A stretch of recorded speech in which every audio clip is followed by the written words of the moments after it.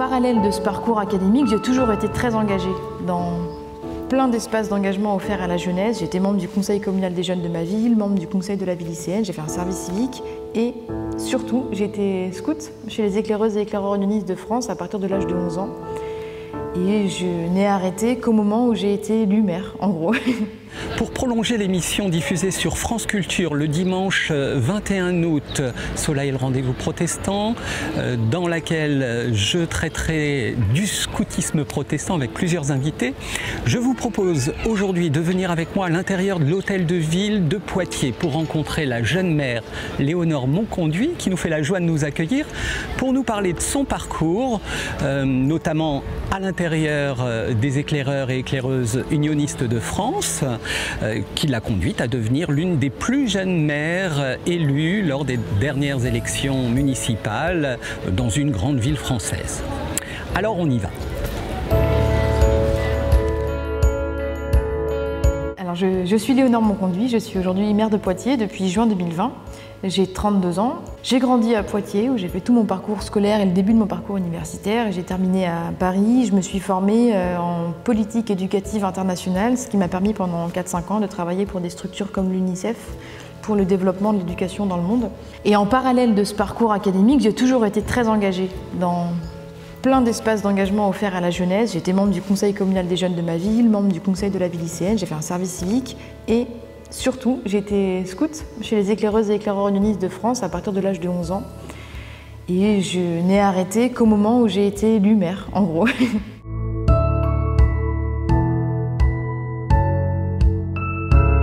Il se positionne assez tôt, mais moins tôt que pour d'autres. J'ai commencé quand j'avais 11 ans et à la base, je cherchais... J'avais envie de vivre des expériences dans la nature, un peu trappeur, etc. Et mes parents, qui n'ont jamais été scouts, ont entendu parler des scouts par le biais d'un réseau amical et donc ils m'ont permis d'essayer. Et puis tout de suite, j'ai accroché, j'ai loupé presque aucun week-end et aucun camp. Donc, ce que je veux dire, c'est que tout de suite, la pédagogie scout m'a parlé dans ce que j'attendais. Et ça m'a permis de grandir entourée de valeurs de confiance a priori, de prise de responsabilité dès le plus jeune âge. À 11 ans, j'étais déjà saisonnière, c'est-à-dire chef de mon équipe, puisqu'il y avait des plus petits, de vie dans la nature, qui reste évidemment un marqueur très important pour moi aujourd'hui. J'ai franchi toutes les étapes de la progression dans la pédagogie scout. J'ai été élouvette, éclaireuse, aînée, très tôt animatrice, enfin responsable, ensuite directrice de camp, puis formatrice BAFA, formatrice de directeur de camp, trésorière régionale et enfin administratrice. Et tout ça avant 28 ans, l'âge où on est poussé à la sortie par les jeunes, quoi. Donc ça a occupé vraiment une place centrale dans ma vie. Je considère que ma manière de faire politique, elle se nourrit beaucoup plus de mon engagement dans l'éducation populaire avec le scoutisme qu'elle ne se nourrit de mon parcours académique. Je suis extrêmement chanceuse à cet égard, je ne remets rien en question, mais toutes les valeurs, toutes les manières de faire aujourd'hui sont vraiment inspirées de ce dont j'ai pu être nourrie chez les scouts, clairement.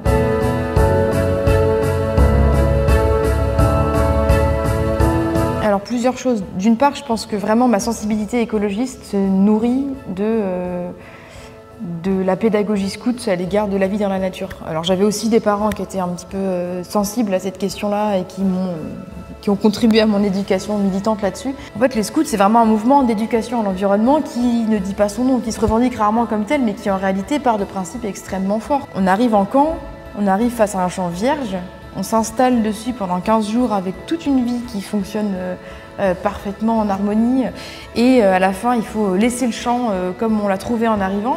En fait, ça c'est le principe de base de l'écologie, c'est respecter l'environnement dans lequel on se trouve et faire en sorte que notre présence humaine ne contribue pas à aggraver les équilibres naturels derrière. Et ça, c'est...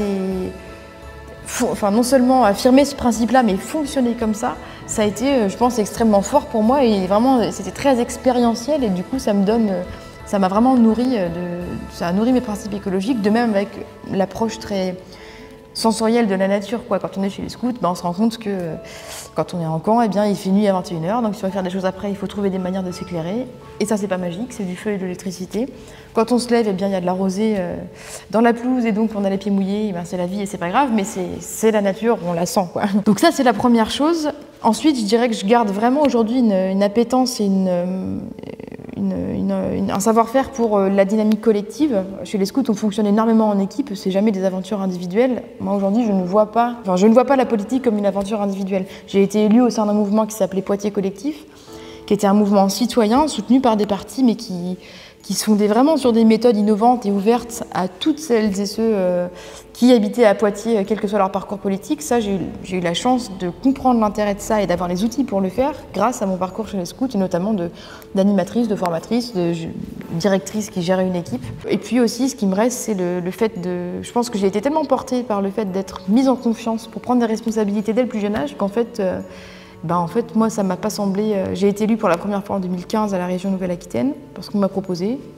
J'ai osé, j'ai dit OK. Et aujourd'hui, c'est cette même confiance en le fait d'oser des choses qui me permet d'être l'une des plus jeunes maires d'une grande ville de France, quoi. Donc ça vient pas de nulle part, ça vient d'une pédagogie qui donne confiance en le fait de prendre la responsabilité.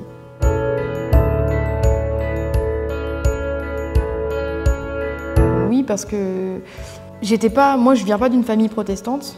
Je viens d'une famille dans laquelle la spiritualité était présente, mais pas consensuelle entre mes parents, donc ils nous ont laissé le choix, ce qui est très protestant comme approche. Mais du coup, au contact des éclaireurs unionistes, j'ai découvert la spiritualité protestante, et ça m'a vraiment parlé, à tel point que j'ai choisi de demander le baptême à 18 ans, par le biais des scouts, clairement. Donc oui, ça a fait vraiment mon éducation à la spiritualité, et ça aussi, ça nourrit beaucoup de ce que je porte aujourd'hui.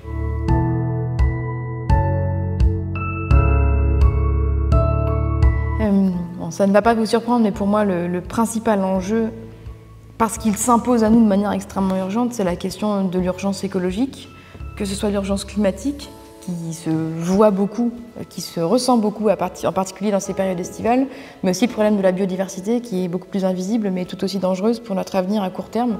Et je pense qu'il y a vraiment un enjeu générationnel là-dedans. Ma génération sera particulièrement, et sans parler de celle qui vient après, mais ce sera l'histoire de notre vie, l'histoire de l'adaptation au changement climatique. Et donc, c'est une priorité absolue en termes d'atténuation du changement climatique, autant que possible, réduire les effets du changement climatique, mais aussi d'adaptation. Comment est-ce qu'on continue à vivre malgré les bouleversements qui vont avoir lieu dans notre quotidien et à l'échelle mondiale. Ça, c'est la priorité, mais il y a plein de manières positives de le faire vivre. Moi, l'éducation nature, par exemple, c'est une de mes priorités à Poitiers. Et on répond aussi à l'urgence écologique en faisant confiance aux jeunes générations, etc. Et puis une autre urgence qui me paraît particulièrement forte, en particulier à la sortie de la crise Covid, c'est la question de la cohésion sociale.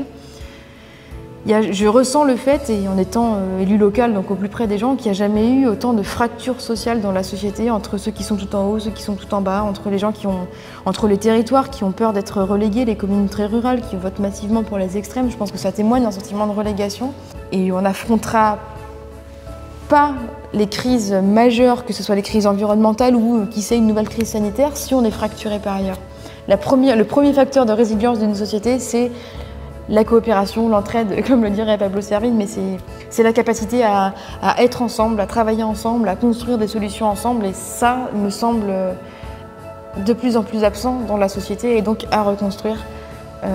C'est ce que j'essaye de faire vivre dans mon action politique en tout cas.